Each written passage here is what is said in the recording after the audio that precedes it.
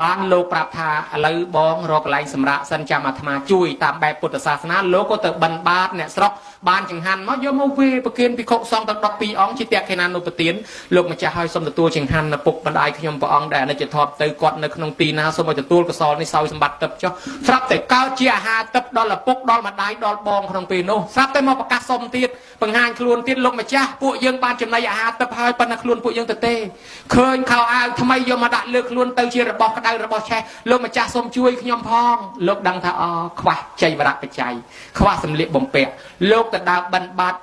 បងស្បងស្បៃត្រៃជាពខ្លះរើសពីកំណោសម្រាមខ្លះបោកគក់ជាលក់ដានដេធ្វើជាស្បងស្បៃត្រៃជាពសពុតងូតសាដកប្រគេនដល់ភិក្ខុសង្ឃក្នុងទីនោះឧទ្ទិសទៅឲ្យបងដល់ម្ដាយដល់ញោមស្រាប់តែបងប្អូនរបស់លោកហ្នឹងរួចបានចំណីអាហារហើយបានសម្លៀកបំពាក់ទឹកដូចទេវតាទៀតមកបង្ហាញខ្លួនមួយសារទៀតលោកម្ចាស់ពួកយើងបានសម្លៀកបំពាក់ជាទឹកបានចំណីអាហារបរិភោគក៏ប៉ុន្តែពួកយើងស្រេកទឹកឃើញទឹកទៅដងរីងអស់ឃើញទឹកទៅរកបាត់ទឹកអស់លោកដឹងថាខ្វះទឹកលោកដងទឹកដាក់ធម្មក្រក់ជាភេសជ្ជៈប្រគេនដល់ព្រះសង្ឃឧទ្ទិសទៅឲ្យបានដល់ឪពុកដល់ម្ដាយដល់បងក៏បានដូចចិត្តទៀតពួកទាំងនោះក៏មកបង្ហាញខ្លួនលើក្រោយទៀតថាលោកម្ចាស់ហើយពួកយើងនេះទៅណាមកណាវៀងដី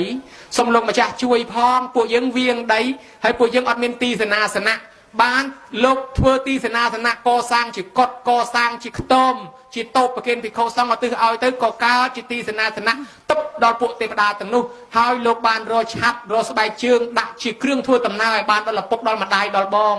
របស់នឹងដូចយើងរៀបក្នុងគ្រឿងគេហៅថាគ្រឿងបន្លុងអញ្ចឹងណាស្រាប់តែបានកើតទៅជាយានជំនិះទឹកដល់ម្ដាយដល់ឪពុកដល់បងរួចកំណើតពីប្រែតបានសម្បត្តិដោយទេវធីតាទាំងអស់គ្នាជាទេវបុត្រទាំងអស់គ្នាមកបង្ហាញខ្លួនជាទេវបុត្រទេវធីតា